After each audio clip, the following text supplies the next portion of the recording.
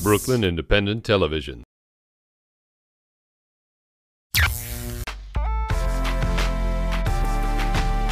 Joining me in the studio is a young man who has faced his several challenges, right? Damon Dorsey Rozier played several sports growing up in Brooklyn until one fateful day in 1997. And joining me is Damon Dorsey Rozier. Hey, what's up? Welcome. Also, you have a book out, right? Yes, I do. Surviving the Game. We're going to get more into the book. But tell us also about that particular day. Well, it was pretty much a regular day like any other day. I got up and I was on the move. I actually had a dent in my car, so I did not want to drive my car that day. So I got on my motorcycle, which I normally do on a regular basis. Been driving I'm riding bikes since I was young. And I had an event at a school in Queens. What sort of event? I did motivational speaking for the kids about gang violence and, acceptance and pretty much trying to own your community instead of being in a negative way, making it in a positive way. So went to the meeting, left the meeting, went to a restaurant with the group, and had to leave the restaurant a little early to go pick up my fiance. And I got on my motorcycle, and I was a show off. So instead of making the left, I made the right going out, came down the block, made a U-turn, jumped on the seat of my motorcycle, did a pop-up wheelie, grandstand, up the block. Now I'm up in the air. A lady makes an illegal U-turn. She clips the motorcycle. I go up. The bike goes up. I come down. The bike lands on my head and snapped my neck in two places.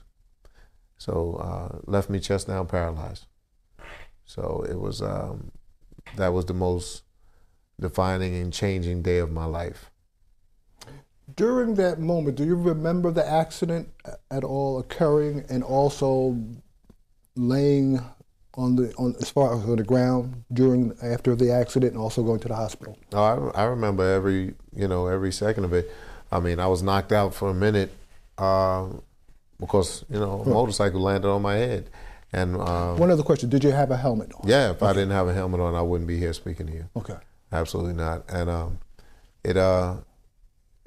it just, when I was on the ground, I knew something was wrong. They said I tried to get up. I don't remember that, but I remember being in the ambulance and saying to myself, I can't move my legs. I can't feel. And when you paralyze, it's, people don't understand. I felt no pain. I mean, zero pain. I snapped my neck, and I broke my hip. I took 84 stitches in the hip, and I felt no pain. It was just a numbness through my whole body. So in the ambulance, I knew something was severely wrong. Mm-hmm. And as far as during that period, also, once you realized that you were paralyzed, describe also how you felt during those particular times, especially the first day. Well, it was an emptiness. I felt empty. I'm in a hospital before the surgery and everything, and you went to the hospital in Staten Island. I went. Yeah, the accident happened in Brooklyn near Coney Island, and they shipped me out to Staten Island. I never knew why, but I guess that was the biggest trauma center for the distance on where I was. And the thing was, I was laying there on the stretcher, and I heard the doctors over speaking, and they said I'm paralyzed, and I heard them speaking to my family saying I'll probably never walk again. And at that moment, I just started crying. I couldn't believe that after all the things I've been through in my life, now to take it to this level, I just, I thought it was very unfair, and I pretty much hated life at that moment.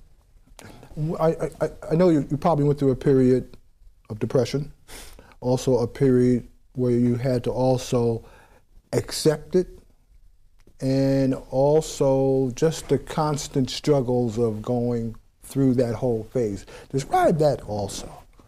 Well, the depression set in when I was in the hospital, and understanding that this was going to be the next journey that I've gone through in my life, and I didn't want to do it. So I want you to hold that thought. Okay. You know, we're going to continue our conversation with Damon Rosier further in the show right after this. And in case you're just joining me in the studio, with me is wheelchair athlete and comedian, right? Yes. Entertainer, right? Yes. Damon Dorsey Rozier. Also, he has a book out called Surviving the Game of Life. You can pick that up. We'll talk about that a little later. You know, we were talking off camera. Matter of fact, we spoke maybe about a month ago. You said you're not disabled. No. Explain that to me. First off, I've been in a wheelchair 13 years. Okay. And in 13 years, I've dealt with a lot of disabled people. And why I consider myself of a different ability is that's what I state versus people calling me disabled. I'm not disabled because I do more than the average walking man does right now in my life. So for me to sit back and say that I'm disabled, I think it when I'm physically able to do as much as I can with my situation as best as possible. I know people who walk that don't utilize all their abilities, you know, so being disabled can be a frame of mind versus a physical activity. Right. And you're so-called, whatever people say. Right. All right. I want to take us back to the first part of our segment also when we were discussing the acceptance, the depression, and also the struggles that you went through during those first maybe years, 2 years or so? Yeah, the main thing that happened with me was, and I've spoken to a lot of people that has been injured. I didn't want to continue with life. And you played sports, right? You played basketball, football. Before you did my everything. injury, yeah. Right. Okay. But you know, at that point, you ain't thinking about any of those things. All you're thinking about is you can't walk, and how is society going to accept you now that you're in a wheelchair? And my thing was, I didn't want to do it. I actually tried to commit suicide when I was in the hospital. I had the IV stuck in my arm, and I yanked it out my arm and watched the blood just, you know, run out my body. But you know, by the grace of God, the nurses came in and seen it and put it together and made sure that I wasn't able to do that again. And I had a lot of demons, you know, because I lived a real intense life before this injury. So I had a lot of demons that was haunting me when I was in the hospital, and I couldn't sleep. I was scared. You know, my mother was able to stay with me in the hospital after that. But I told my mother one night, I said, "Ma, I don't want to do this anymore." I said, I've had a hard enough life, and I'm tired, and I want to go.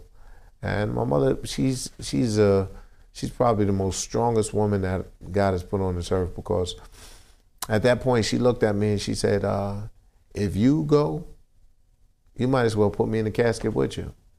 And I thought that was the most evilest thing my mother could have ever said to me at that moment, when I'm trying to go through my own little, I'm like, okay, if I go, it's cool, but Ma, you want me to take you with me? But that was the first time you realized also, if you were going to do something like that, the effect it had on other people too. How many folks, as far as family members also, brothers and sisters? I have one brother, one sister. Okay. Yeah. The effect it had on them? Oh man, my sister, she's like my twin. If I had a twin, that's who she would be. My brother, he's a strong dude, so, you know, but it broke him down. Once you accepted it, and how long did it take you to accept it?